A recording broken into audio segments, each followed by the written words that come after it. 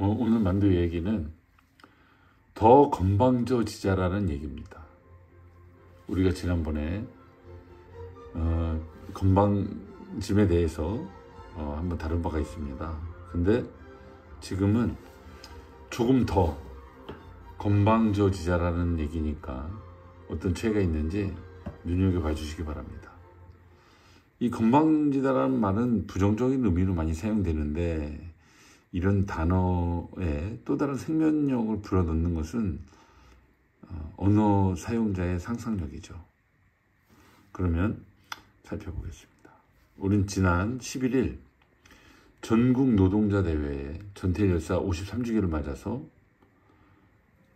윤석열 정권의 퇴진과 노동계약 저지, 금기법 2, 3조 개정을 목적껏 외쳤습니다.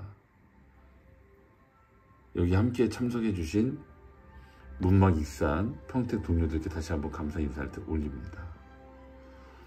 우리가 서대문역에 집결하기 전에 서대문 형무소 박물관을 방문했습니다. 그래서 일제강점기 시대의 독립운동 역사와 함께 민주화운동의 역사도 살펴볼 수 있었죠. 공교롭게도 윤석열 정권이 6.4 동상 철거에 나섰던 홍범도 장군의 봉오동 전투와 청산리 대첩 역사도 확인할 수 있어서 아주 반가웠죠. 서대문에서 용산까지 울려 퍼진 노동자의 외침을 아마 윤석열 대통령은 건방지게 느꼈을 수도 있습니다. 동수약을 막론하고 노동자에 대한 자본의 시각은 동일했다고 합니다.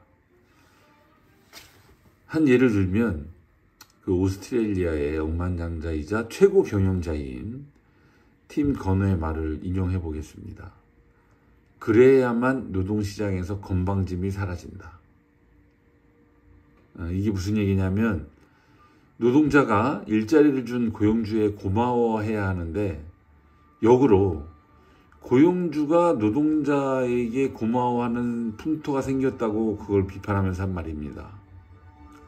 이걸 바꾸는 방법은 실업자 숫자를 늘리는 거고, 그리고 그러한 고통이 있어야지만 노동자의 태도가 바뀐다. 공손하게 바뀐다, 이런 얘기겠죠. 역시 한결에 건방져진 노동자들이라는 그들의 오랜 믿음을 참고한 내용입니다. 만도에서도 유사한 일이 있습니다. 90년대 중반에 한 부서장은 초창기 노동활동가, 그러니까 88년, 89년 이때 당시에 활동했던 노조활동가에 대해서 빨갱이라고 했죠. 그러면서 귓속말로 저 사람이랑은 가까이 하지 마라, 이런 충고를 한 적이 있죠.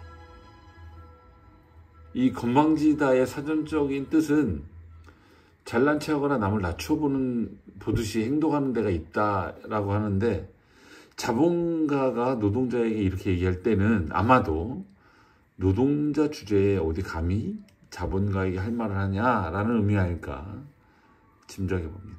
그 만도에 현재 상황과 연관지어서 건방진 도전을 한다면 그것은 어떤 것일까 생각해 봤습니다. 지난 6일부터 8일까지 국내 공장을 시찰한 이은행 부사장 행렬 기억하실 겁니다. 마치 개선 장군 같았다는 것이 동료들의 대체적인 평가였죠. 평택에서 사실 이은행 부사장의 그 행렬을 한번 맞이하려고 했습니다. 현장의 목소리도 전할 겸 해서 맞이하려고 했는데 예상된 일정보다 20-30분이 늦어지면서 결국 무산되고 말았습니다. 어쨌든 3세 승계를 전제로 해서 우리들이 도전을 한다면, 우리가 건방진 도전에 나선다면 어떤 것이 있을까라는 거죠. 이런 그 재벌의 승계에 대해서 한마디 말씀드리고자 하면, 이 사회주의권인 중국과 북한의 권력 승계에 대해서는 난리가 납니다. 구시대적이며 권위주의이고 비민주적이다라고 이제 얘기를 하죠. 근데 재벌의 3세, 2세, 3세 승계에 대해서는 사실은 물음표를 날리지 않고 오히려 그것이 안 되면 큰 문제인 양 얘기하는 것이 언론의 이중적 태도입니다. 대중적으로도 이 2세, 3세 승계 과정에서 별로 문제의식을 느끼지 않는데 이것은 불평등을 능력주의로 왜곡해서 인식한 결과가 아닌가 이렇게 생각합니다. 왜곡된 능력주의라고 보는 거죠. 실제 재벌 승계 과정에서 문제가 드러나는데 능력과 상관없이 이루어지다 보니까 세간의 구설에 많이 오르죠.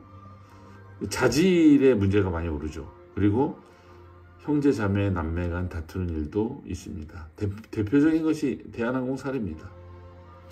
만두도 예외가 아니었죠. 정몽원 회장과 장남 정몽국 씨와의 다툼이 있었고 정인현 회장의 뒤를 잇는 과정에서 한라그룹 부도라는 성적표를 받기도 했죠. 승계된 우리들의 첫 번째 건방진 도전은 당신의 능력을 보여달라는 것입니다. 주식 개편에 따라서 이 여러 가지 이야기가 나도는 와중에 현장 이야기를 잠깐 하지 않을 수 없습니다. 문막을 시작으로 해가지고 평택에서 꽃을 피운 3교대제 얘기인데요. 최근 익산까지 3교대 쓰면 하는 사측의 바람이 슬그머니 새어나오는 모양입니다.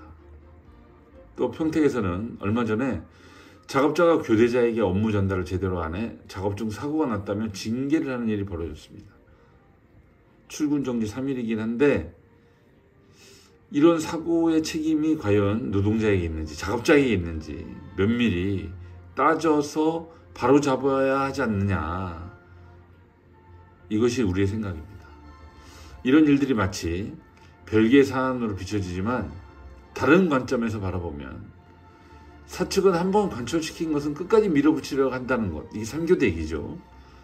문막 평택에서 한번 했으니 이젠 익산에서도 한번 해보자 라는 겁니다. 또 안전 책임이 되게 강화돼가지고 이제 안전 책임자가 노사 업무의 이 대표자가 안전 책임자입니다. 안전에 대한 책임을 어떻게 슬그머니 떠넘기는지도 아주 잘 보여줍니다.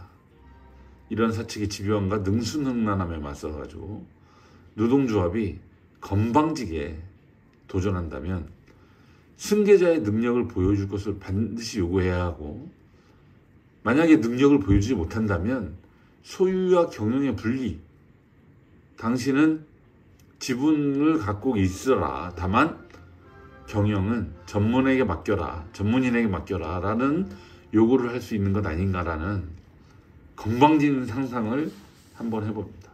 이상.